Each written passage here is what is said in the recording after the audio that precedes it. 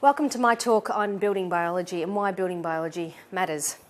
My interest in environmental health began as a result of seeing two things in my life. Firstly, noticing a very strong connection between many of my patients' illnesses and their homes, particularly in relation to mould and electromagnetic fields. And secondly, when my husband and I moved into our home in Warrandyte, we developed insomnia, and a year later I miscarried and subsequently had 10 miscarriages in this house. And I'll talk a little bit about that when we get to that section of my notes. But what I'd like to do is to first start with some facts about what has happened in terms of our health, the fact that 50% of the workforce are now suffer from chronic illnesses, and science and medicine is at a loss to explain this phenomena. And more importantly, link this to what is going on in your home and why it is critical that you address many of the factors that I've addressed in this particular presentation. I'm a building biologist, which essentially means that I network with a range of professionals to identify the potential health hazards in your home. And that can include everything from electromagnetic fields, to mould, to indoor air quality issues, chemicals, particles, allergens, or look at things like how to build a healthy home from scratch. So I want to start with some stats and then show you how our home contributes to these. Since the 1980s, and particularly 1982, autism now affects 1% of Australian children. In 1970, 4 in every 10,000 children were diagnosed with autism or on the spectrum. Now it's 1 in 100. In the US, it's estimated that 1 in 45 children will be diagnosed with autism. And science is at a loss to explain this phenomena. We know that attention deficit hyperactivity disorder currently affects 77.2% of children worldwide, and that has increased significantly since the 1980s. We know that the age of puberty is declining. In the early 1900s, the average age that a woman started her period was 16. Now, girls will start as young as 10 to 11 years of age in Australia. In the US, black American girls will start as young as 7 and 8 years of age. And we know the younger a woman starts her menstrual cycle, the greater the risk for breast cancer later on in life, which of course correlates to the fact that breast cancer has almost tripled since 1982 in Australia. When I first started lecturing in naturopathy, I've trained over 2,000 naturopaths in my career, I would have nurses who specialised in oncology coming up to me, and they said, you know, Nicole, in the 1960s and 70s when we were in the hospital in these oncology wards, and we had a woman in her 20s who had breast cancer, the entire department would know about it within half an hour because it was so rare. Now, women in their 20s and 30s, in fact, between the age of 40 and 62, 80% of women who are diagnosed with breast cancer will be in this age group between 40 and the age 60. So we know breast cancer has almost trebled in this time. Now, many people would say breast cancer has increased in women because of better diagnosis, better screening tools, but that would not explain why breast cancer in Australian men has almost doubled in that same period of time. That has correlated with increased risks and diagnoses for genital malformations in baby boys. Hyperspadias is where the hole at the end of the penis where the urine comes out and the ejaculatory fluid comes out is found in the wrong location on the penile shaft, so that urethral meatus, or the hole, is found in the wrong location. That has increased 2% every year between 1982 and 2008 in Australia alone. In Denmark, it has skyrocketed. We know that undescended testicle or cryptorchidism has doubled between 1980 and between 1950s and the 1980s in Australia, and that has reflected worldwide trends in other countries, particularly Nordic countries. As a result of this trend, the Danish Institute, the government actually enacted pamphlets to all the maternity wards throughout Denmark in the late 1990s, warning pregnant women not to use perfume, to use pesticides or makeup as a result of their exposures to hormone-disrupting chemicals, which I will elaborate on later in my lecture. We know sperm count has declined by 50% in the last 50 years. And we know testicular cancer has doubled. Now, testicular cancer is very closely related to genital malformations. So if young baby boys are born with these malformations, their incidence of testicular cancer rises significantly.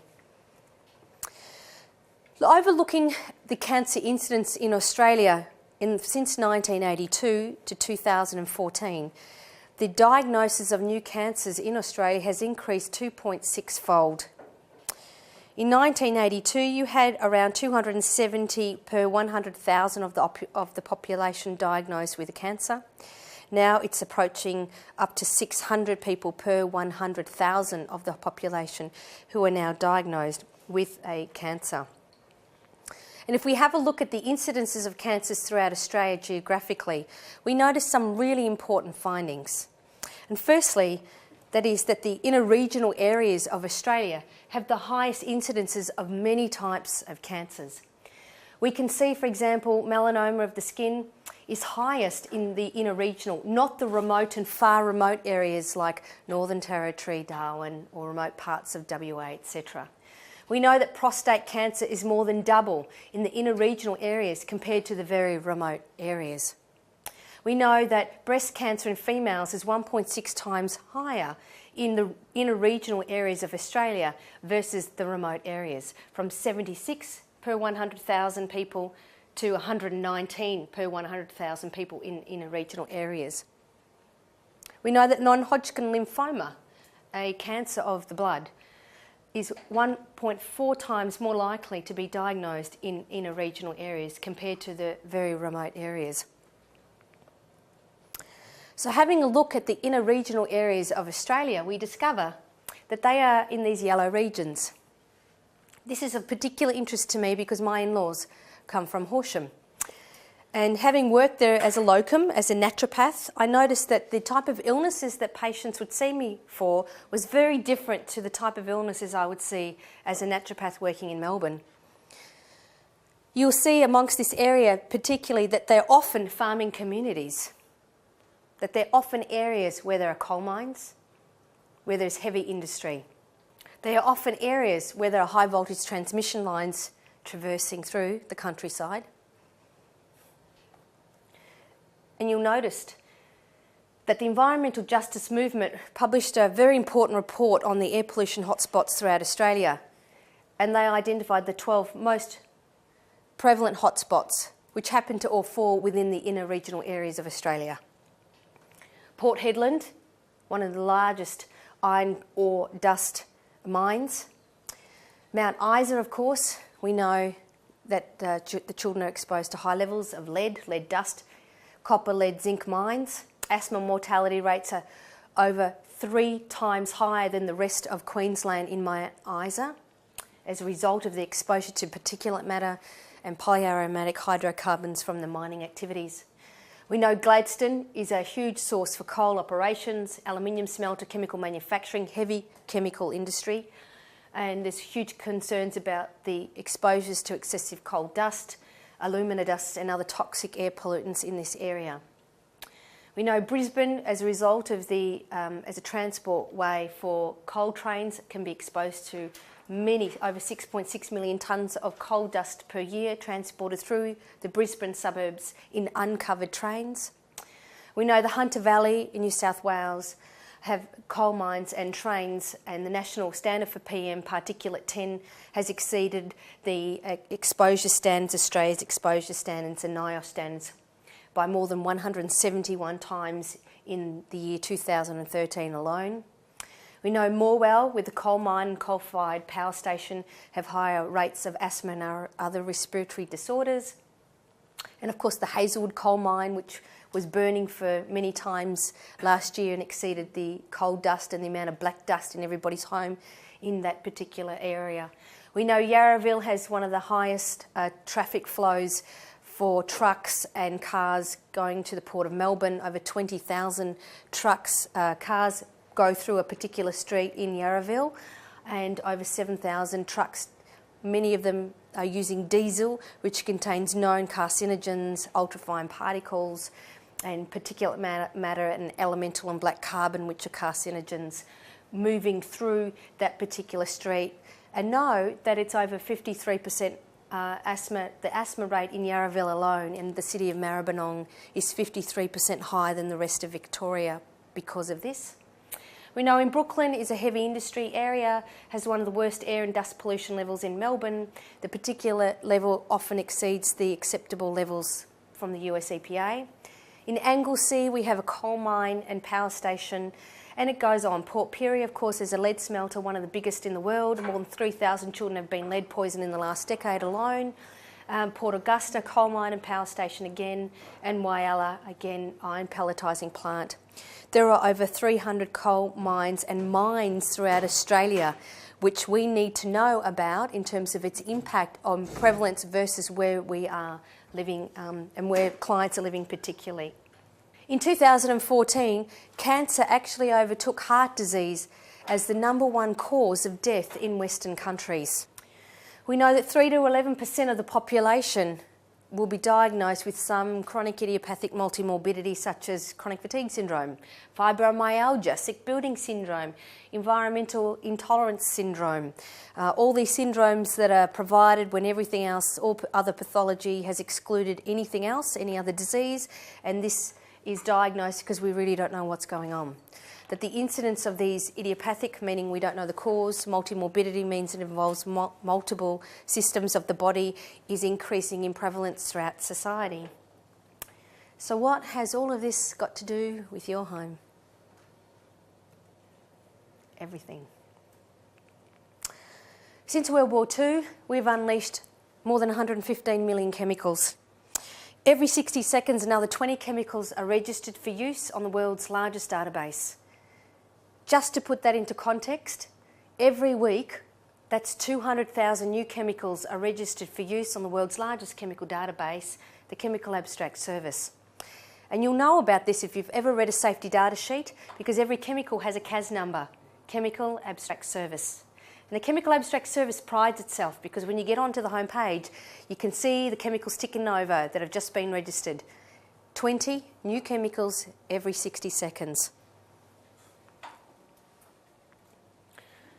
Around 90% of the man-made portion of these chemicals have never, ever been tested for their impact on human health. Why? And the simple reason is because the burden of proof is not on industry to prove that it's harmful. That it takes researchers like myself years, decades, generations to prove conclusively that the chemicals that we put in everyday products, in building materials, household products, personal care, cleaning products, pesticides, are safe or they're harmful, because industry is not required to prove that they're safe. So we have things like BPA.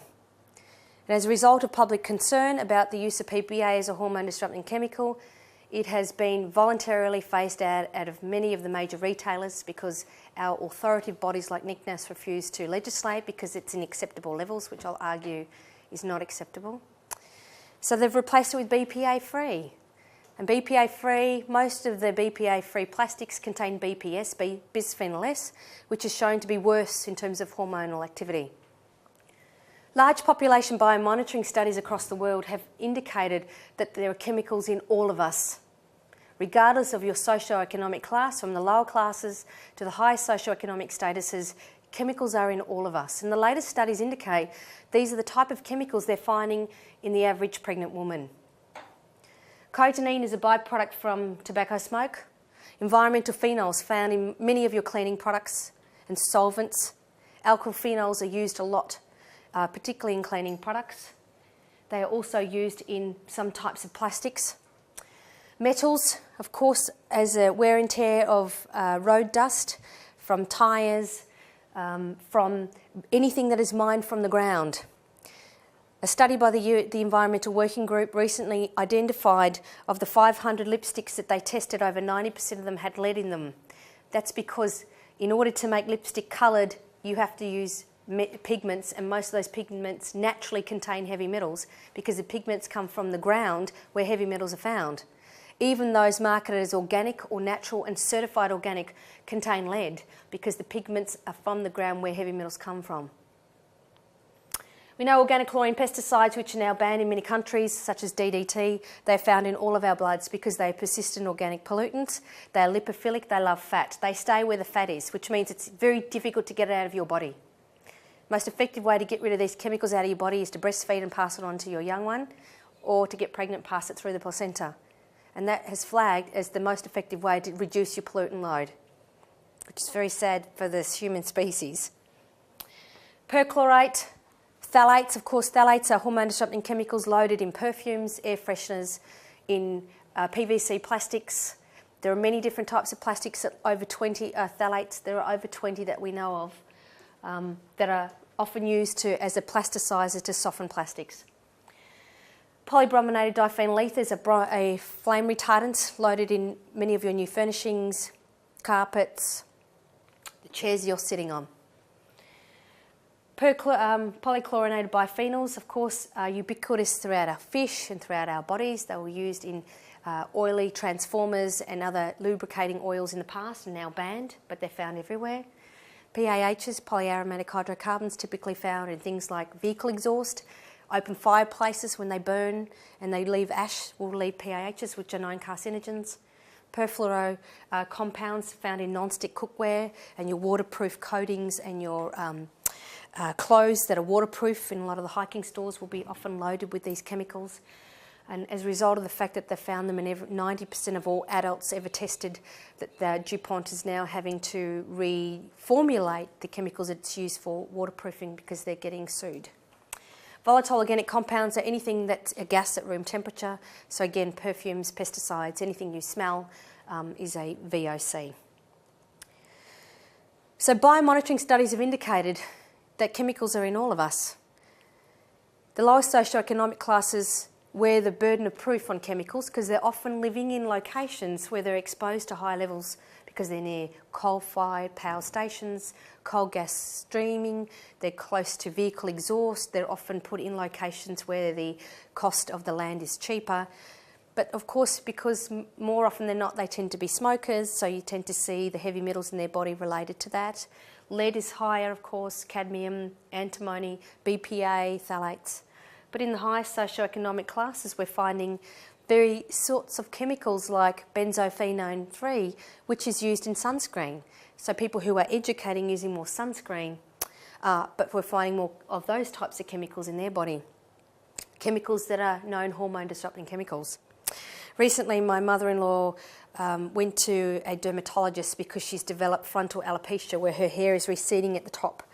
And the first thing the dermatologist told her, which was 2 weeks ago, was stop using sunscreen because a study has just come out that some chemicals in sunscreen actually degrade the hair follicle and make you go bald after 30 years of use. She has bought the top of the range, over-the-counter moisturisers and has been using them for 3 or 4 decades, and they have naturally sunscreens in them. And ironically, the very thing she spent tens of thousands on is actually making her bald. Breast milk, one of the most useful biomarkers to assess chemical load. And you know it's a sad state of affairs when the World Health Organization has stated the most effective way to know how contaminated the human species has become is to actually get breast milk because it's over 95% fat and many of the environmental chemicals we're exposed to are lipophilic. They love fat and that's where they go. I'm not saying to stop breastfeeding. It's full of prebiotics. It's essential for gut microbiome. But what I'm saying is if we continue to pollute our air, our water, our food, our environments, then this is going to continue being a problem. So what has happened to justify these stats where the environment may actually be playing a role? And we know since the 1950s that there's been a significant change in farming practice. We've introduced an enormous amount of pesticides and chemicals, which have never been tested for their impact on human health, into our everyday products, into our everyday food. And these chemicals, many of them like the organic chlorine pesticides, which have now been banned, are known carcinogens. But the organophosphates that are coming on the market have been flagged as neurodevelopmental chemicals that affect the growing fetus, that have been directly linked to autism and attention deficit hyperactivity disorder. We know that almost 48% of Australia's entire landmass is used for agricultural purposes. That's 385 million hectares. Now that dot, each of those dots don't represent the land mass, they represent a business that is involved in agricultural activity. So actually 48% of this should be shaded in because it's used for agricultural purposes, and at least 24% of this is used for crops where crop dusting is involved. Why is that important? It's important because agricultural chemicals like pesticides are regulated by the Australian Pesticides Veterinary Medical Association, which does not keep records beyond the point of sale. It is almost impossible to study the impact of pesticides on the Australian population because after it's sold, we don't know who has it, how much they have, what's sprayed, when sprayed. We don't know. So how can you possibly study the impact of agricultural chemicals on our kids when we don't even know any of this information? Because the industry is largely self-regulated. One of the very few studies that has been conducted in Australia on chemicals, pesticides, was by Biphenyls. In 2012, she published a really important paper. And what she did is she actually quantified the level of chemicals, pesticide chemicals in South Australian children. So she just got a urine sample and she checked their level of pesticides. And she showed widespread exposure to organophosphate and pyrethroid pesticides in South Australian children, whose blood levels were significantly higher, up to 10 times higher than German and US children with the similar chemicals. So we don't know the impact of we don't know how much of us are affected by it, but if we go by this study, we're in real trouble. We know that packaged food in our diets have changed significantly since the 50s. We know that these packaged foods, as a result of their own food standard laws, can have no added sugar and terms that confuse the public, that are loaded with chemicals that have never been tested for their impact on human health, that can have direct correlations to autism and attention deficit hyperactivity disorders, and allergies. We know that our building materials are often imported and are not designed for our microclimate within Australia. We know that they're often not made from natural fibres, that these MDF particle board materials are perfect food for mould because they're pre-digested and loaded with chemicals that actually favour certain types of microbial growth that could be more hazardous to human health. We know that our buildings have become tight, like plastic bags, which make it difficult for passive ventilation, increased condensation-related issues, no consideration on the impact of a steel frame with a metal roof on a concrete slab has on the wireless technology and the ability of wireless technologies and RF to reflect and refract off all of those surfaces. We know that the imported building materials are loaded with the chemicals from formaldehyde, that there has been plenty of recalls of formaldehyde-laden blankets, furnishings on the ACCC website because NICNAS doesn't actually regulate chemicals coming in imported goods. It only regulates chemicals coming individually to be used by Australian manufacturers. So I just want you to get your head around that. The way we regulate chemicals in Australia is we regulate one chemical at a time. And we look at the impact of that chemical on a group of rats. We give enough of that chemical to the group of rats until 50% die to establish the lethal dose 50 or LD50, and then we get rid of the rest of the rats. NICNAS looks at each individual chemical coming in, which has to be legislated for, tested, fair enough. Doesn't look at the synergistic interplay of all these chemicals. And yet we have 2030 in our shampoo, 2030 in our conditioner, 400 in a fragrance, air freshener, etc. We don't know the synergistic impact of these chemicals. But when these chemicals come in furnishings, when they come in imported goods, they don't have to be regulated. So we can have high levels of formaldehyde in a blanket from Asia that would never be allowed in Australia, in an Australian-made blanket, because you're not allowed to use formaldehyde in blankets. But in Asian imported goods, they're not checked because it's imported. So chemicals we regulate here for the Australian manufacturers are not regulated for imported goods, which is a ridiculous loophole in the entire system. We know that we've polluted our Earth. We have 1.3 billion cubic kilometres of water on this planet. only 3% of the water on the planet is usable, and of that only 0.3% is in our rivers, which is accessible. And we've managed to pollute it in such a very short period of time. We have microplastics just about in every part of the ocean, in just about every fish that's been tested. And they're regularly finding this in many of the wildlife. The levels of pesticides and plastics and things like that is growing. And because the amount of water we have on this planet is recycled, it doesn't go into outer space and get evaporated. So the more we continue to pollute this water, the more we actually pollute our bodies, because it gets recycled through the water cycle. And we put a lot of stuff into our water to make it pure. Chlorine, very strong antibacterial. What ramifications does that have on our gut microbiome? Fluoride. Most countries do not fluoridate their water supply, have never fluoridated their water supply, because it was unethical to mass medicate an entire population with a pharmaceutical drug, which is what fluoride is classified as.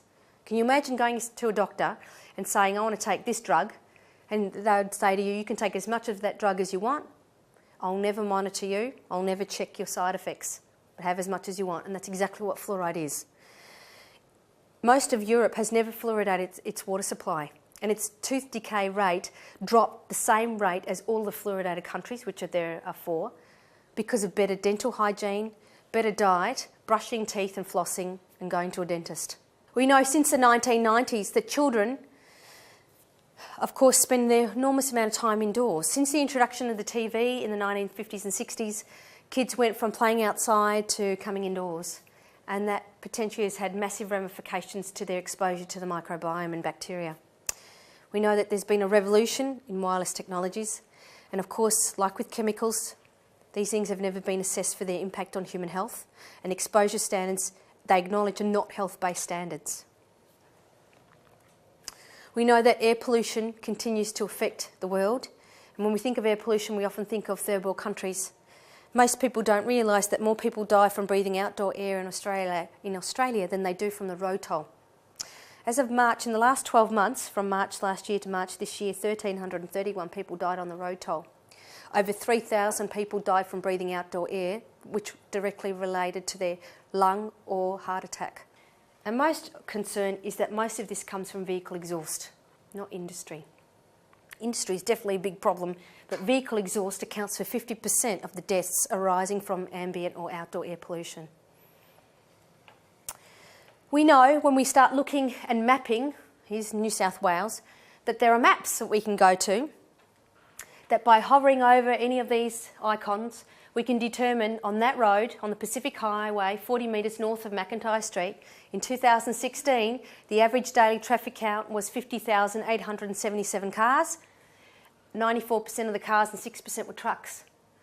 So children living along here are at much higher risk of asthma and lung-related disorders, as are the adults. And people with heart-related diseases are more likely to increase their risk of dying from breathing outdoor air and causing a heart attack. That knowing where people live and their proximity to heavy traffic is critical. Living within 200 metres of heavy traffic is the key to the highest levels of exposure to traffic-related air pollutants. That living 500 metres downwind from heavy traffic is exposing people to very high levels of traffic-related air pollutants, which include everything from elemental and black carbon, which is that black dust you see on the windowsills closest to the heavy traffic, to things like polyaromatic hydrocarbons, which are known carcinogens, to particulates from the wear and tear of tyres and road dust, and bitumen, which contains heavy metals naturally within it,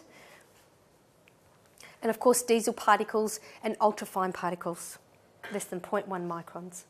According to the World Health Organization 2012 report, 3.7 million people die every year from breathing outdoor air. 4.3 million die from indoor air. And most of this is due to vehicle exhaust. Since the 60s, children have come inside, and there's been a mass campaign to convince you that all germs cause disease. What a disaster that has had on human health and Australia's children. We know the use of antibacterials in this obsession with germs, the use of pesticides and preservatives in cosmetics, which all of these kill bugs. They're biocides. They kill bio-life sides to kill. They kill life. And now we know there are 10 times more bacteria in our body than there are human cells, that we are a walking, talking bacterium. Where does the environment stop and our bodies start? Well, that's a good question because we really don't know where that is. We know that there's some bacteria on your skin, Staphylococcus, Micrococcus, Pseudomonas, that can transmute cigarette smoke. As it touches onto your skin, it starts transmuting it and breaking it down. That what we thought was detoxification occurred in the liver begins well before it even gets there. So when we use moisturisers loaded with preservatives to kill the bacteria in that pot, what does it do on the microbiome of our skin when we put that on our bodies? What does it do when we eat pesticides in our food and kill the microbiome in our gut? What happens when we use preservatives in our food, in packaged food, on our gut bacteria? And we know the decrease in biodiversity of microbes in household dust is a key to potentially increasing the risk of allergy-related disorders, because the greater the diversity of bacteria in household dust, the less the incidence of allergies, because the immune system is developed to identify things. And if it's got nothing to identify because the house is sterile, then it starts overreacting to things that it shouldn't react to. So what impact has this had on the gut microbiome? It's been devastating. You are not what you eat. We've now realised you are what you host. What type of bacteria do you host in your gut, your skin, the mucous membranes? And the area of the microbiome that's most heavily populated in your body is your gut. That's why 70% of your immune system is in your gut, because most of it comes in with your food, and it needs to come in with your food. Your stomach acid deals with a lot of the pathogenic stuff because it's acidic and it kills off a lot of the pathogenic bacteria. But the ones that are meant to come through stimulate a healthy immune response. Wherever your body contacts the environment is where the microbiome is strongest. Skin, lungs, gut. And of course we've had many lessons in history. Tobacco smoke in 1950 was the first time Richard Dole published research to indicate that cigarette smoke causes lung disease. It took decades before it was legislated or acknowledged that tobacco smoke could cause lung and heart disease, despite the fact that the first study came in 1952 by Richard Dole. And in the 50s and 60s, doctors were advertising, on ads to promote smoking. Asbestos, despite the fact that there's documented evidence in Roman times of asbestos-related disorders, particularly in potters, because asbestos is naturally in the ground, and people who were doing a lot of pottery and kiln work, etc., were often developing these lung diseases, which they now affiliated with asbestos exposure 2,000 years ago. Despite that, Australia had one of the largest asbestos mines in the world, at Wittenham in WA, and more Australian people, men, died in 2010 of asbestos-related disorders than any other year in Australia's history.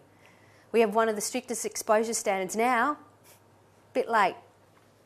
Lead dust, significant impact on children's learning and behaviour. Again, Roman times, the Romans used lead for everything, as a seasoning, as a salt on food, in pewter, in their cups, in their lead pipe. And this is what they suspect led to the demise of the Roman Empire, because it causes infertility, it causes madness, it affects the prostate gland, lead affects so many parts of the body, and recently they've now acknowledged there's no safe levels of lead in the body. X-rays. A remarkable woman doctor, I can't remember her last name, it was Dr. Alice somebody, in the UK, was the first to show that pregnant women who were X-rayed, their children had a doubling the incidence in childhood leukemia before the age of 7. That exposing a woman to an X-ray could cause cancer in her child, and that was ignored by the Association of Medical Associations, so doctors both in the UK and the US and Australia for many years, because X-rays were the new thing that came out in the 60s. They were X-raying people's feet before they fitted their shoes.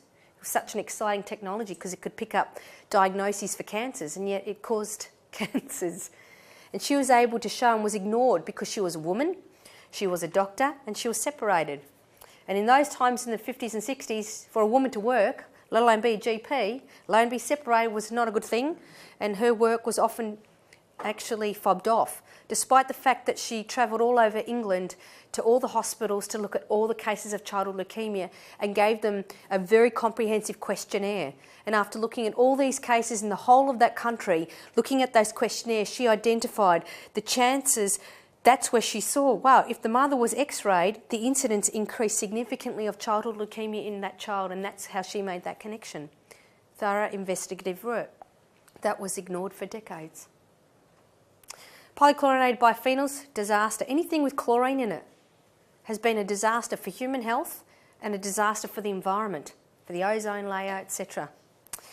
Benzene, of course, as an anti-knock agent in petrol, which has declined. They've phased it out because it's a known carcinogen. I thought it was interesting when I was in Italy, they call petrol benzena. Pesticides, of course, devastating impacts on human health, reproduction, cancers, and yet we still can load our food with many of these chemicals. This is my mother's favourite person, Albert Schweitzer. He was a doctor who worked in Africa. And he stated, man has lost the capacity to foresee and forestall, and I suspect it's because it's a capitalist society, it's all about money. He'll end up destroying the earth, and before that he'll probably destroy himself, I think, because of the chemicals we've introduced that we don't regulate. So my point is that genetics potentially loads the gun and the environment pulls the trigger. Completion of the Human Genome Project in the year 2003 and failure of genome-wide association studies to explain the vast majority of chemicals in everyday practice has now enabled us to understand that genetics in conjunction with the environment can actually cause adverse health effects. That chronic illness particularly is not just one cause, one effect, that it's often a multitude of players, from nutrition to genes, and of course the capacity of nutrition and the environment to trigger and switch these genes on or off. We know that all of these play a big role in causing oxidative stress or free radical production at a cellular level, and that can lead to inflammation on a systemic level. Oxidative stress kills cells, free radical production. All of these can cause free radical productions at a cellular level. Ultimately, that leads to inflammation, because now we're starting to realise chronic illness is inflammation. What we need to do as practitioners is get rid of a lot of these boxes and start looking at the level of degree from acute to subacute inflammation and chronic inflammation, because this is how the body works. So the topics I want to talk about specifically are mould, EMFs and plasticizers. Mould is a particular interest. It forms about 50% of the work we do as building biologists. And I just want to give you a couple of facts about fungi. Nature's greatest decomposers, they are meant to be there. From the Arctic to the Antarctica, they are meant to be there to get rid of the leaf litter, etc. They're an important part of the ecosystem. There are over 1.5 million species of fungi that we know of. There's probably a lot more that we don't know of. That the damp smell, musty odour, earthy smell in your home could actually indicate that it's growing, that it's releasing chemicals. We know that 75% of spores are dead, which means there's no point using chemicals on mould because 75% of them are dead anyway. And as long as you inhale them, because if they're there in high numbers and you inhale them, they're going to cause health effects anyway. And we know many of the fungi love bleach, because when you put bleach on, you bleach the fungi so you can't see it. But within 2 weeks, because it never went, you've given it a food source and it will proliferate even more. The key to mould is moisture. And we know water left on a surface for more than 48 hours will enable microbes to grow. So that's the timing that you have. We know indoor dampness affects at least 1 in 3 Australian buildings and New Zealand. Australia and New Zealand have the highest rate of asthma in the world. 1 in 2 US homes because of their building style and basements, and about 1 in 4 Nordic countries. We know mould is more of a problem now than it ever was, because since the 1970s with the oil embargo and the oil crisis, architects and designers started building tight buildings to save energy to heat and cool the building. But that came at a cost. Now, with the changes in energy efficiency and the cost of electricity and energy, we're building tighter homes, not just commercial buildings like we did in the 70s. It's about tighter homes, and this is where the problem is. We have poor passive ventilation. Homes cannot breathe, and they don't take into consideration the number of potentially the occupants or the water activity within the building. We're using cheap man-made timbers, what we call wood timbers, or food for Macca's food for mould, from particle board, MDF, etc., loaded with chemicals like formaldehyde and other solvents and glues. We introduced fungicides in the 1970s, and the use of these fungicides have actually selected for very specific types of pathogenic fungi. So in the past, being exposed to a mouldy building is very different to what is happening now, because the fungicides already in the wallpaper, in the gyprock, are selecting only those fungi that can survive that type of chemical. And these were never the ones that we were exposed to in the history of mankind. We know mould can cause a series of health problems from infections, like it affects the lungs and causes flu-like symptoms, colds and flus and middle ear aches. It can cause in the gut Candida albicans, which of course most natural therapists are familiar with, or it can affect the skin, ringworm, jock itch, tinea in the skin.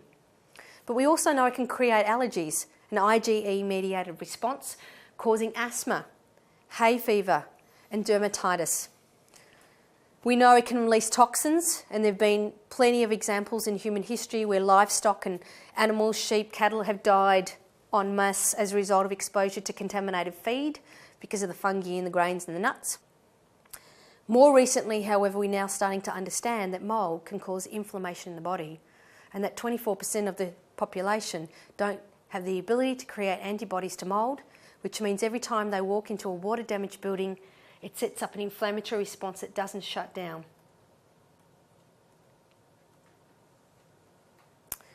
We know that in a water-damaged building, this complex stew of biologicals, inflammagens and toxins produced from fungi, bacteria and all of their byproducts is creating what we're starting to understand is this inflammatory response in the body.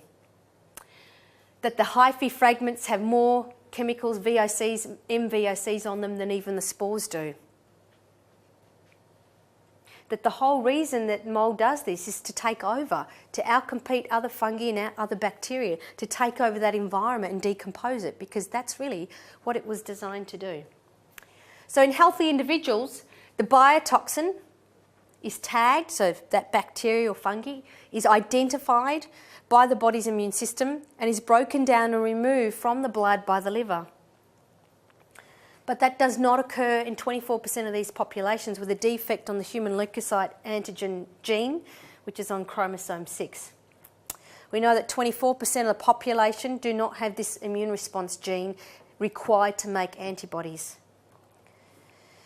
There are the different HLA types, what Shoemaker refers to as the Rosetta Stone, of the types of genetic markers that an integrative physician will look for to see if you have this 24% genotype.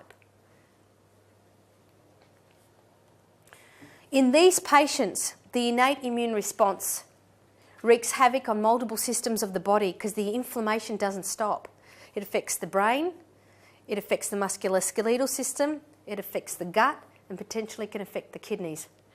So in these patients, they get weird symptoms. They get pain in various parts of the body because the circulation is compromised to their limbs, because the inflammation that's happening in their capillaries restricts oxygen, results in increase of lactic acid, results in oxidative stress in their cells, and restricts blood flow.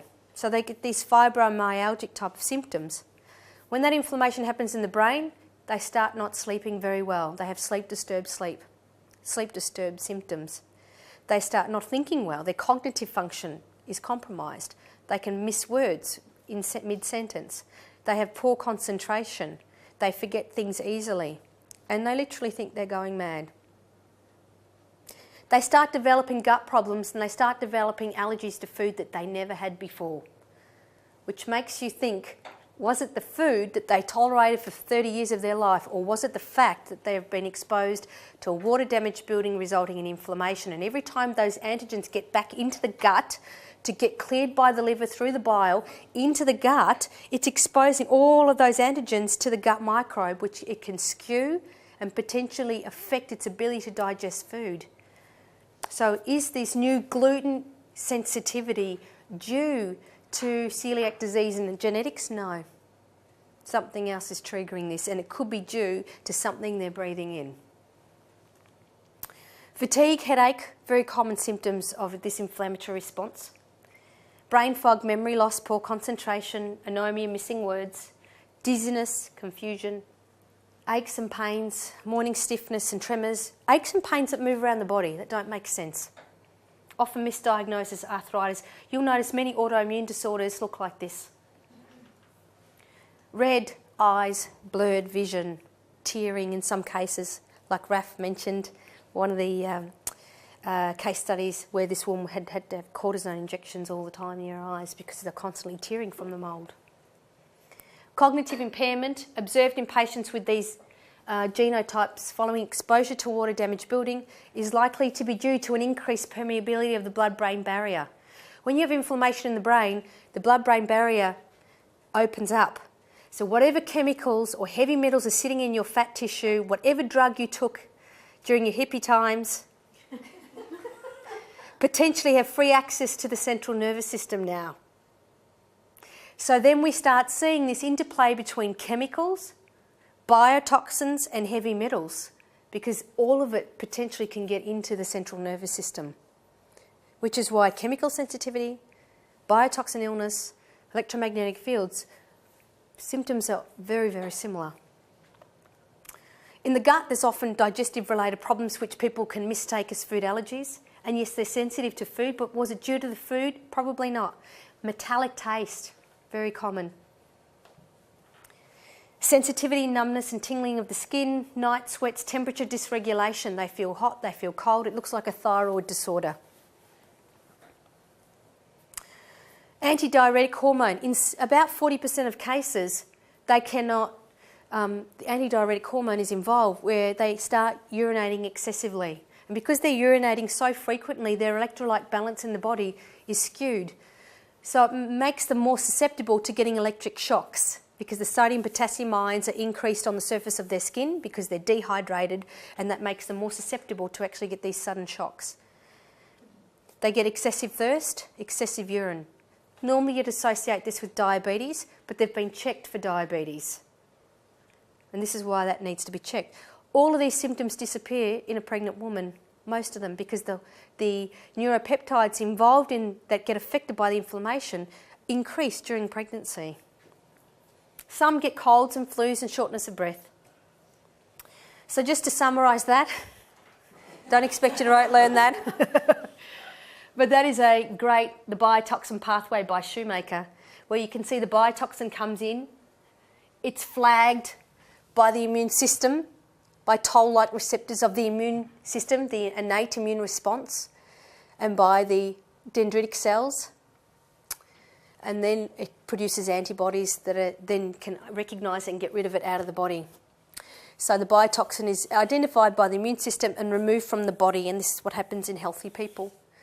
But in people with this genotype, what happens, it's recognised, and then it affects leptin receptors, which are actually involved in weight. Many of these patients start putting on a huge amount of weight in a very short period of time because leptin is actually involved in weight. It affects the hypothalamus in the brain, vasoactive intestinal polypeptide, melanocyte stimulating hormone are all involved, and these, particularly melanocyte stimulating hormone, is important because it regulates sleep. It regulates endorphin release and pain. It actually prevents infection in the gut. It also regulates antidiuretic hormones, so it causes these polyuria and excessive thirst, etc. It helps prevent, this hormone, neuropeptide, is involved in preventing infection in the nose to keep staph under control. So suddenly they get these nasal infections they can't get rid of. So you can start seeing, once you affect the brain and you affect this hormone, the impact on every system of the body is ultimately affected. And unless you get to the source of that water damage building, no matter what vitamin or mineral you take, that it will not help. So it's probably a better diagnosis to refer to it as chronic inflammatory response syndrome, because that's really what these conditions are showing. The diagnosis is often based on exclusion of every other cancer or autoimmune disease that you could have, and eventually this is a possibility. Assessment of the home, visual contrast sensitivity test, and of course biomarkers like those biomarkers I mentioned, VIP, MSH, etc. So what do? We identify the source of moisture, because moisture is the key. Mold isn't the problem, it's the moisture. It's already got food because it loves every part of your house, your clothing, your books, your furnishings, your carpets, your building materials. So the key, of course, is always moisture. Vacuum cleaner is critical. The last thing you want to do is have a vacuum cleaner that doesn't have a HEPA filter, that is going to spread all those hyphae fragments and spores throughout the house. When you vacuum, you pick it up from one contaminated area and then push it through the rest of the house through your vacuum cleaner. So a motorised head and a HEPA filter is important. Microfiber cloth critical to slightly damp dust the environment, because dust is where a lot of these biotoxins are. Don't use chemicals on the mould, and if it's more than the size of a door, the visible mould, or the building biologist has stated that it is a concern, then you may need to enlist an accredited IICRC mould remediator. Electromagnetic fields. World Health Organization classified both AC magnetic fields and radio frequencies used in wireless technologies as possibly carcinogenic. This was brought about in 1979 by Wertheimer and Leeper. In fact, it was in the World War II that this weird form of illness, they termed microwave illness, was affecting military personnel on radar bases. The Russians produced a really important report in 1970 called Microwave Sickness, which reflects a lot of the electromagnetic sensitivity symptoms we see in patients with this condition. It wasn't until 1979 that its impact, electromagnetic field impact on the public, came to the fore, and that was by researchers Wertheimer and Leeper, who were looking at the incidence of childhood leukemia in a certain part of America, and they got the details of where these children lived, and they went to their homes. And what they found was many of these kids lived near these high voltage transmission lines. So they enlisted an electrical engineer to develop a device, which we now know is a Gauss meter, to identify and measure how much of this radiation these kids were exposed to. And they found that if children were exposed to 4 milligauss or higher and had lived near these high voltage transmission lines within 600 metres within the first 15 years of their life, their incidence of childhood leukemia doubled. In 2000, the two systematic reviews came out by Futel and Greenberg, and they were able to show through many of the studies that had been done previously that there was a correlation between AC magnetic field exposure and childhood leukemia, and that's what made the World Health Organization in 2002 acknowledge it as a Group 2B possible carcinogen. As a result of this, the Austrian Medical Association in 2012 published a guideline for doctors to diagnose electromagnetic hypersensitivity as a duty of care. On March 19, 2013, the French National Assembly passed an amendment to ban Wi-Fi in nurseries and restrict use in schools, which was enforced in January this year. And many countries, as a result of the World Health Organization's assurance that we can't say that it's safe, many countries adopted stricter exposure standards to AC magnetic fields and radio frequencies. In Australia, unfortunately, was not one of them. So just to give you a guideline between the various countries, we have Bulgaria, China, Italy, India, Israel, France, Poland, Russia, whose limits for radio frequencies used in wireless technology is 100,000 microwatts per square metre, as opposed to Australia where it's up to 10 million microwatts per square metre. Just to put that into context, if I was walking down a street in Salzburg, Austria, the level of radiation being emitted from that mobile phone tower will be up to 1 million times lower in Salzburg, Austria than it would if I was walking down the same street in Australia from that mobile phone tower. If we have a look at the exposure standards, we see that the exposure standards for AC magnetic fields is about 1,000 for the public. And the building biology standard says no more than 0.2 in a bedroom. The radio frequencies used in wireless technology in our Australian standards, which we follow the ICNIRP standards, is no more than 10 million microwatts per square metre. In building biology, it's no more than 10. preferably 0. So why has this come about? And simply because there are no exposure standards or health-based standards for exposure to electromagnetic fields. The telecommunications industry are involved in the setting of the exposure standards. In 1994, the CSIRO was commissioned to develop a report on wireless technology and its impact on the Australian public. That was published in 1994 by Stan Barnett and his team of electrical engineers at the CSIRO. That report flagged concerns about the use of wireless technologies, particularly for children. And because it was funded by Vodafone Telecom, which is now Telstra, and by, who's the other one? Optus, it was not allowed to be published for the public. Because the Greens, the Democrats, got hold of it, they then introduced it to the public because it was silenced. And because they funded it, they don't have to share it with anyone. By 2003, those engineers were made redundant, and that division, the radio frequency division of the CSIRO, was disbanded. The people who took over was head of Motorola, Ken Joyner, and the rest reads like a Bollywood film. The communications person they put ahead of the electromagnetic field industry was a former lawyer for the Tobacco Institute, Philip Morris, who represented the tobacco industry against people who suffered from smoke, who were smokers. And the rest is outlined in the PhD by Don Maish, who did his PhD on the conflict of interest of the telecommunications industry, which is a great read, a bit depressing, but should really be made into a Bollywood film. The majority of scientific research on EMFs is funded by private industry, and unfortunately I couldn't get any funding for my research I wanted to do on electromagnetic fields because the $5 million had gone to the Australian Centre for Bioelectromagnetic Excellence in Bioelectromagnetic Field Research, and the person they put as head of that research has a PhD in health psychology. So, you know, that's obvious. Someone with a PhD in psychology should be heading research in electromagnetic fields to allay our concerns about EMFs. So they're doing research, but a bit of a conflict of interest. Who had no former qualifications in electrical engineering or anything, but clearly he doesn't need it because he just needs to be a psychologist. If they don't like the outcome, they don't choose to publish the results, and that happened with this Barnett report, which fortunately got to the public because of the Democrats being involved. Waiting for high levels of scientific proof before taking action on electromagnetic fields can lead to very high health and economic costs, as was the case with asbestos, leaded petrol and tobacco.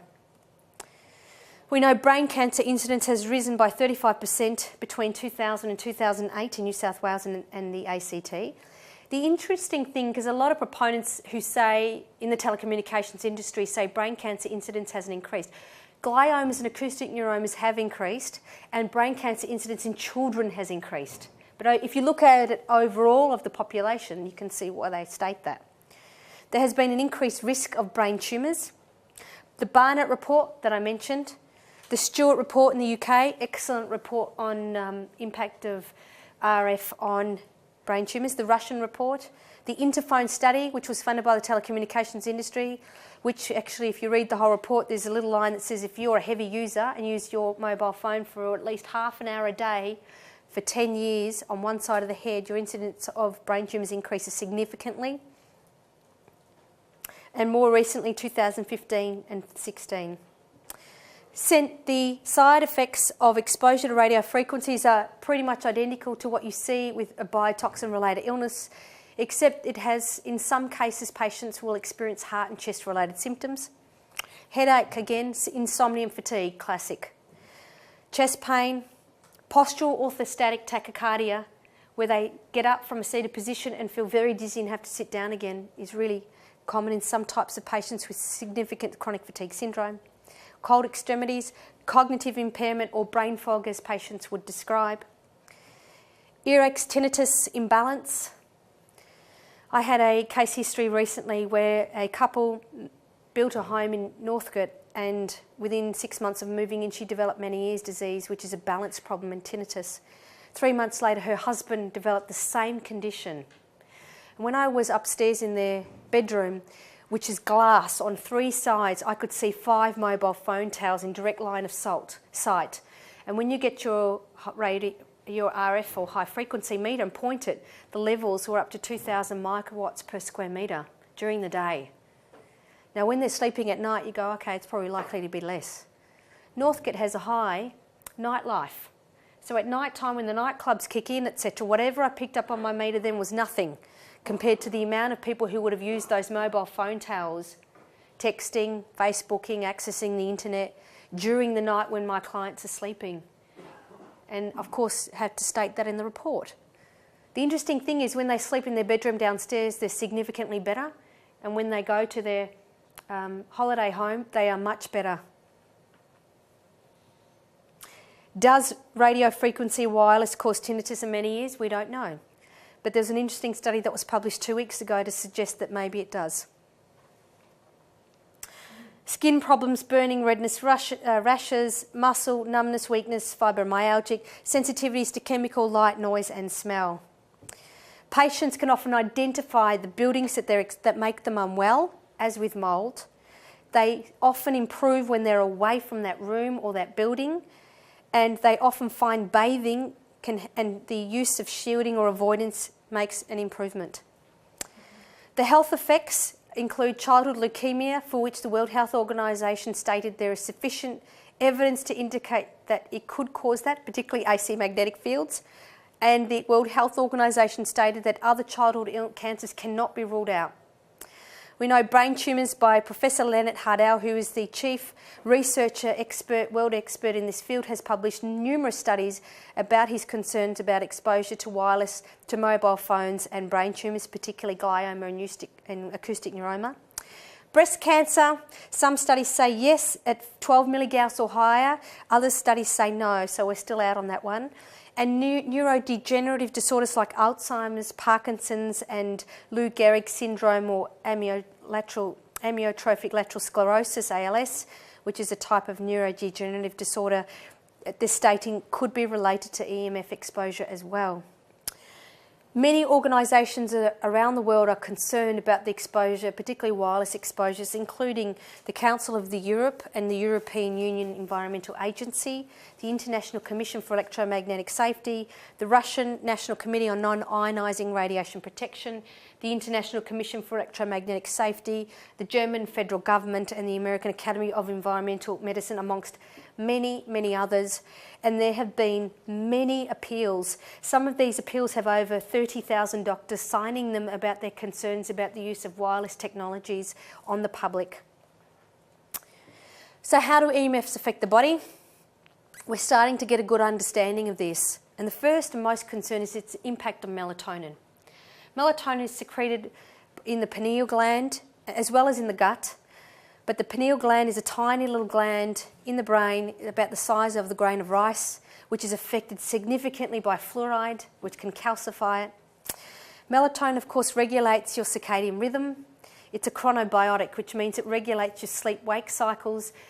Melatonin also, when it drops as you get into puberty, instigates the development of puberty. So we know kids exposed to these iPads and particularly blue light at night time affects their sleep-wake cycle, but may potentially increase the chances that they could go into puberty earlier, because melatonin is actually one of the key neurotransmitters that instigates the development and the start of puberty. Melatonin supports glutathione peroxidase in reducing free radicals. We talk a lot in naturopathic circles and in medical circles about the importance of antioxidants and free radical scavengers. And we talk about vitamin A, C and E, we talk about turmeric, we talk about all these amazing herbs. But none of that can even compare to the function of melatonin as a free radical scavenger antioxidant. It leaves all of those others for dead. So why do we keep focusing on trying to bring in antioxidants when nature has built one into our bodies? We need to look at what's affecting that, and that would be more effective in the long term than building the body full of bags full of antioxidants when you're affecting it because you've got a mobile phone in your bedroom at night, or because you're reading these light-emitting devices and iPads at night, which is suppressing, that blue light suppresses melatonin quicker than almost anything. we're starting to understand that the impact of radio frequencies, particularly in a bedroom, tricks your body into thinking it's daytime. So it suppresses melatonin and increases serotonin, making it difficult to sleep. That cordless phones, inverters, AC meter panels, smart meters, mobile phones, power boards, all of these can, within a certain distance of your bed, can affect melatonin significantly. One of the biggest treatments they're now using with kids on the spectrum is melatonin. Instead of thinking what's affecting their melatonin, like electromagnetic fields, like mould, like fluoride. Do I dare even touch that subject? It is found in most living organisms, including fungi, melatonin, plants and animals. It's a chronobiotic. It sets our circadian rhythm, its sleep-wake cycle. And let's face it, with most chronic illnesses, sleep is a huge problem. If sleep gets involved, the immune system's involved, it's all bad. And unless someone can enhance their sleep, no matter what you give them, they're not going to improve unless you can get to the cause of their sleep deprivation. This is why they use sleep deprivation in war. It makes people go nuts. It's a hypnotic. It regulates mood and behaviour. It's an antioxidant on a scale that we have not seen in any vitamin or mineral. It is oncostatic. It prevents cancer. It goes around at night time to mop up all those free radical scavengers so your cells don't start multiplying, causing cancer, because that happens in every moment of every day of your body. But it's melatonin that keeps that in check. It regulates immune function. And that book that I just showed you, there's 400 pages of the function of melatonin. That's my favourite book. A bit technical, but it's the latest scientific research on melatonin. It increases the permeability of the blood-brain barrier, EMFs. We're starting to understand that.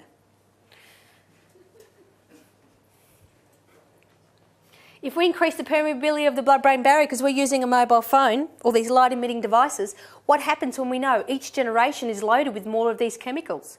Over 115 million chemicals registered for use on the world's largest database. Heavy metal load is increasing. Chemicals are increasing. Most of this is passed through breast milk and the placenta. So we now know a lot of these kids are born with high metals because it's being passed, it's in the mother's bones, and when she has a lot of nausea in the pregnancy, her bone mass breaks down and passes it to the placenta.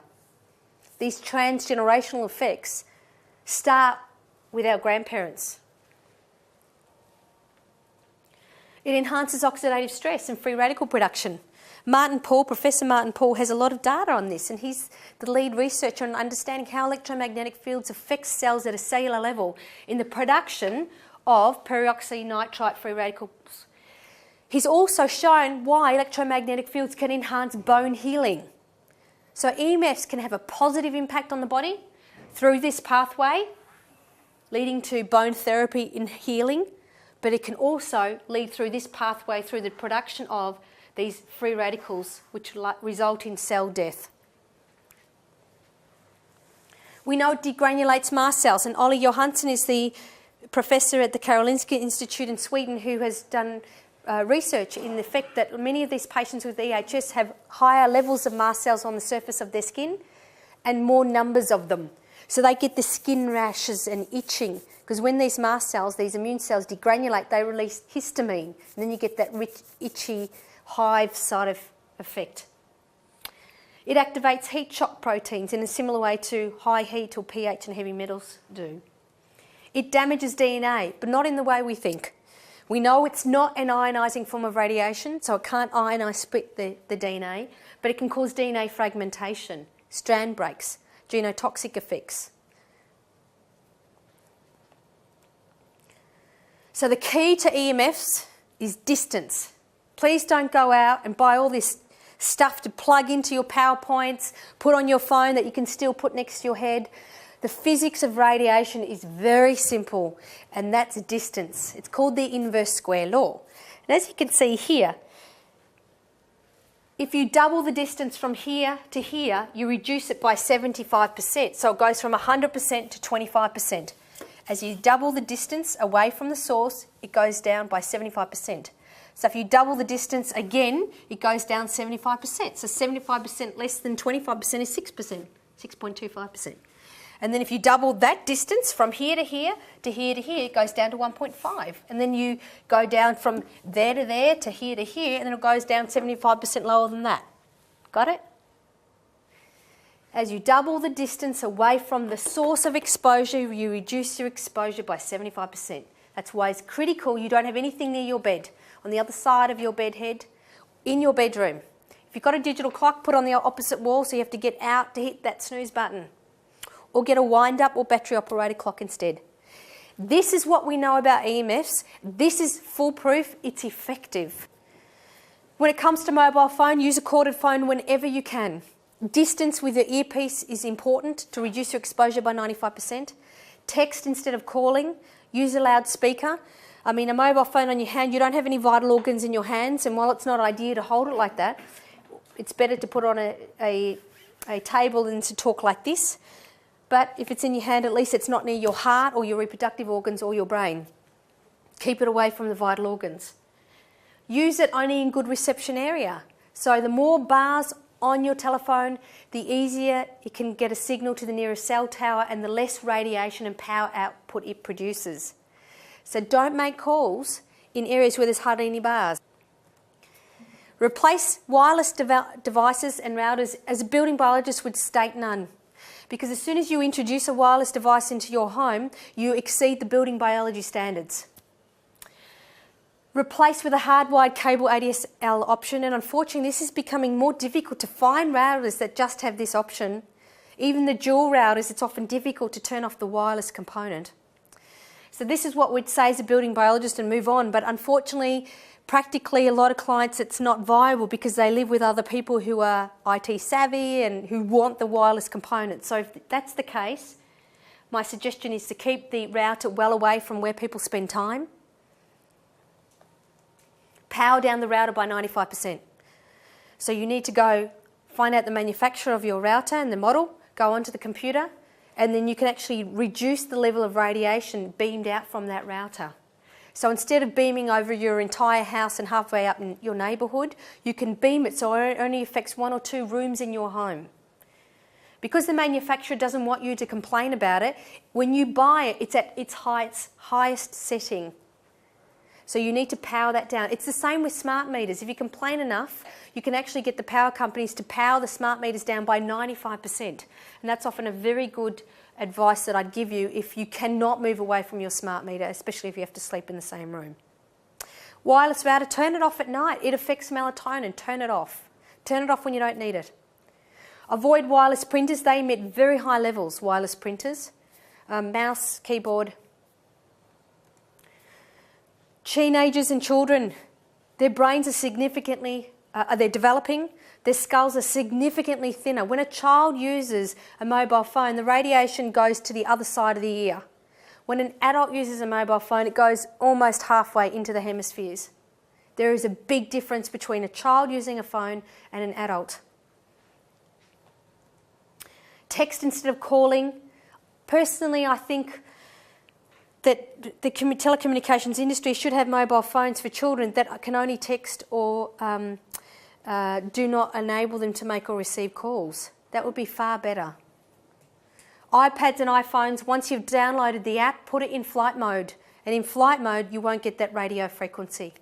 Make sure children, of course, still put it on a table away from your reproductive organs because you can still get magnetic fields from the battery. Avoid on a lap. And avoid them at night. This blue light suppresses melatonin more than any other colour in the visible light spectrum. In the bedroom, keep appliances at least 1.5 metres away or more if it's wireless. Avoid the fridge, meter panel, smart meter, inverter, cordless phone, anywhere near your head. No wireless devices in the room. Avoid electric blankets. Earthing mats. Building biologists are a bit iffy about earthing mats. Because when you have an earthing mat, firstly, earthing mats will only address electric fields. They do not address magnetic fields or RF, which is what I've talked about just now. They only look at reducing body voltage. When you're lying on an earthing mat, if you have electric field above you because of the lights, because all electric fields come out 1.2 metres from a source like wiring or a light, and you're in that field, and you put an earthing mat there, then it's easier for the electric field to ground through you. So you become more attractive to the fields when you have an earthing mat below you because it's easier to ground itself. So this is where building biologists are a bit iffy about the use of earthing mats. Some people say they help them, others don't, so it's really a trial and error. Gadgets. Shielding is a very last resort. It does not completely get rid of that exposure. And shielding you can only use for radio frequencies, wireless, and for electric fields. It cannot be used for magnetic fields. Paints, films, bed canopies, using it in metal blinds, for example, can be a cheap way to reduce or reflect radio frequencies coming from mobile phone towers, and the building biologist will help you and assist you with that. Sometimes curtains can be useful, but sometimes just a metal blind can be just as useful. Unless the device creates a distance between you and the source, it's unlikely to give you any benefit except a false sense of security. So please do not go out and buy stuff to plug onto your mobile phone, because if you can still make or receive calls and you're still putting it near your head, that's a problem.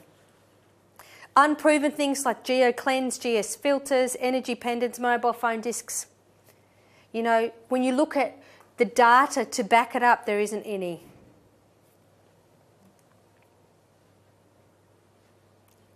A 1,000 ways to lose your fertility. Hormone disrupting chemicals actually started, our journey into hormone disrupting chemicals began in the 1940s on a sheep farm in WA. In the 1940s, there was a large farm where we were selling merino wool to Italy and Europe. It was very lucrative. And over a period of 15 years, the sheep started giving birth to stillborn lambs and miscarried a lot. And eventually, most of those sheep died. Because it was such a big industry, the Australian government got involved to find out what on earth happened to these sheep.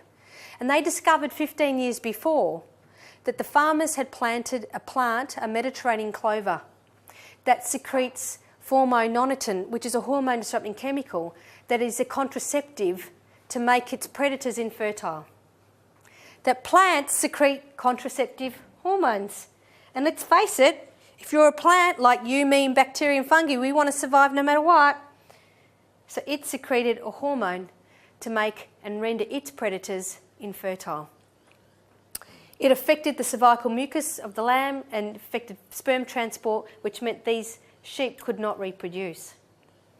Later on in the 60s, an amazing woman, Rachel Carson, published her book Silent Spring. If you've never read it, it's well worth it. It's the start of our understanding of the impact of pesticides on the human body. She was a marine biologist, and she was able to show that the use of pesticides impact top predators, including the alligators in the Great Lakes, but more importantly, the eagles. She showed that the bald eagles, which were the American symbol, the symbol of America at the time, that the eggshells were thinning and that the eagle population was declining because the eggshells were thinning and they'd break before the young were developed. And this entire species almost became extinct.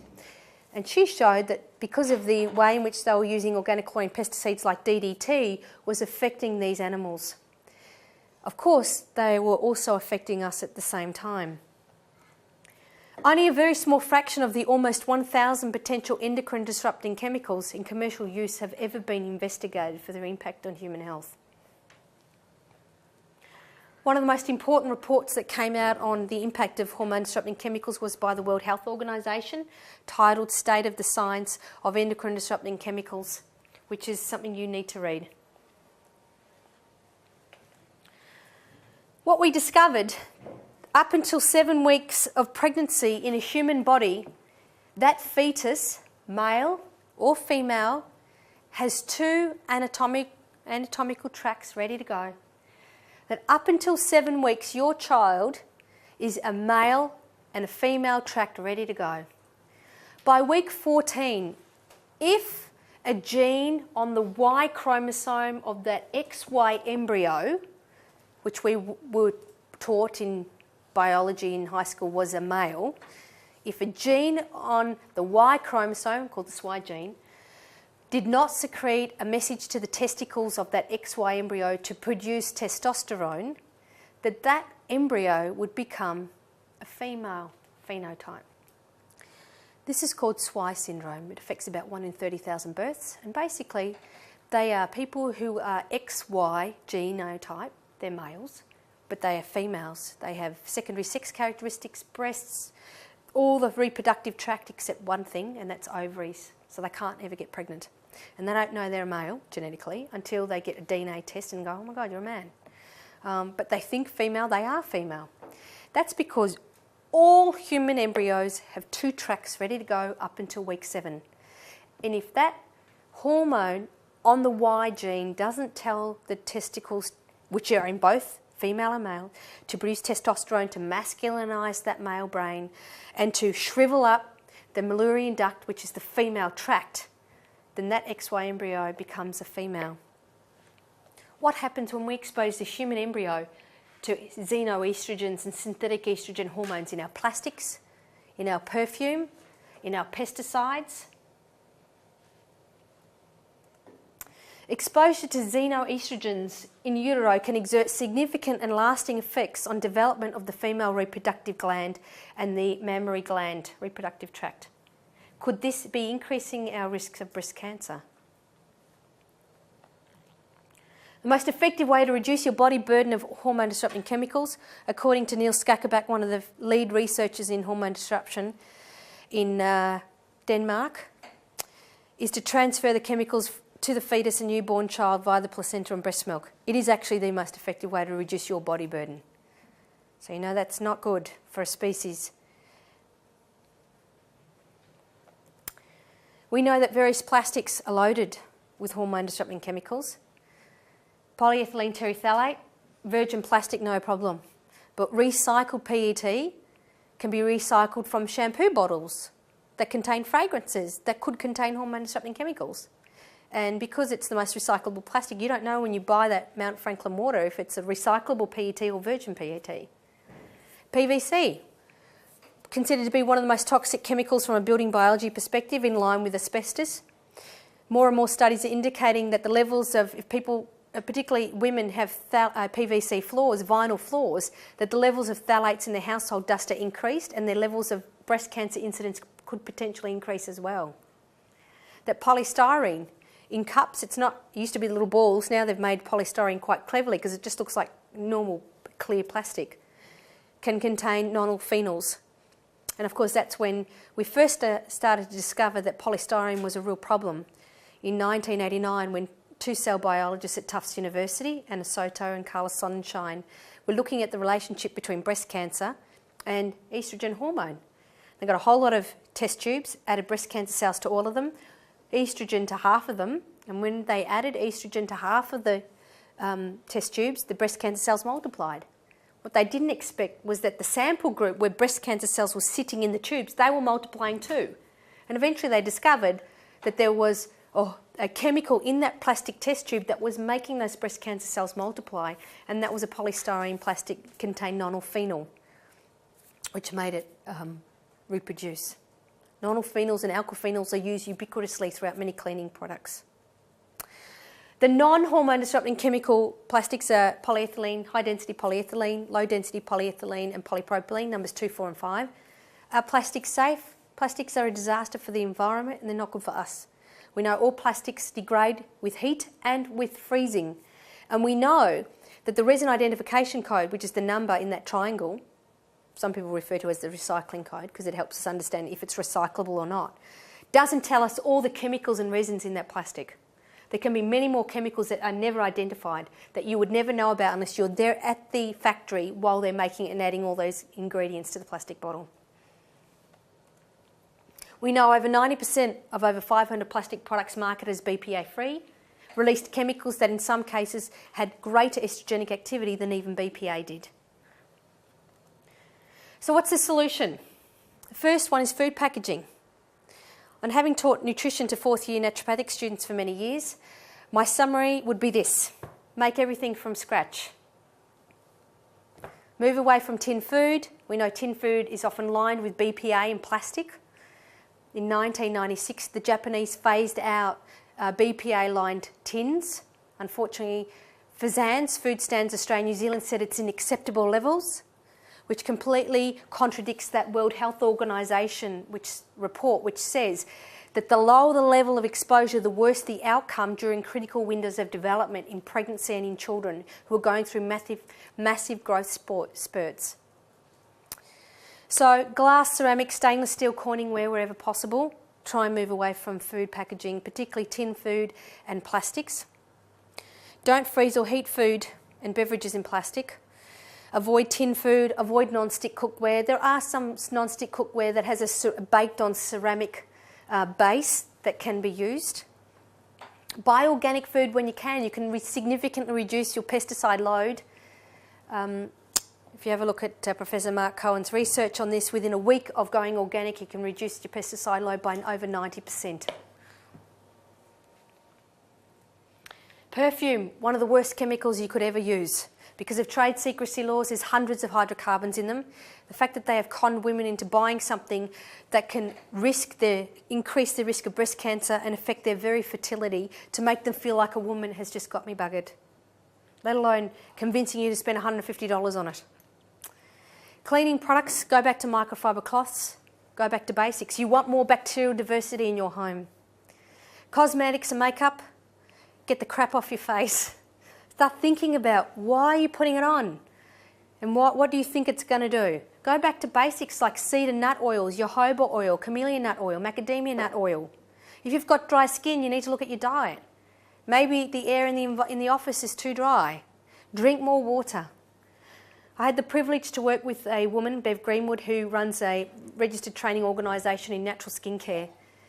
And it was a 2-year full-time course, and in the end she said, just get them to drink more water. You know, like, stop putting crap on your face, but I have to teach it. When you start thinking about the preservatives in it, what impact does it have on the microbiome? Because when you put a moisturiser on your skin, it disappears. Where do you think it went? In the blood, in systemic circulation, in the brain, in your heart, everywhere. So you've got to think about it. If that's not safe enough to eat, why on earth are you putting it on your skin? Avoid antibacterial products. Real problem, especially in schools. Kids need biodiversity. Non-chemical forms of pest management. You know, I've seen quite a number of people develop chemical sensitivity simply because of spraying their homes with pesticides. Buy Australian-made as often as you can, because many of the chemicals NICNAS wouldn't allow, but can come in imported goods because that's not regulated. Expose new furnishings and bedding in the sun. Avoid waterproof furnishings and clothing. Good ventilation is critical. A lot of this wouldn't be a problem. If we had good passive ventilation, open the air, get some cross ventilation happening. Vacuum cleaner, of all the things I recommend in my book to buy, the vacuum cleaner is the key. With a HEPA filter, which will filter down all your allergens because it filters down to 0.3 microns. And your hair, one hair strand is 70 microns to 80 microns. So a HEPA filter in the vacuum cleaner will filter down most of it. And a motorised head to dig into the pile.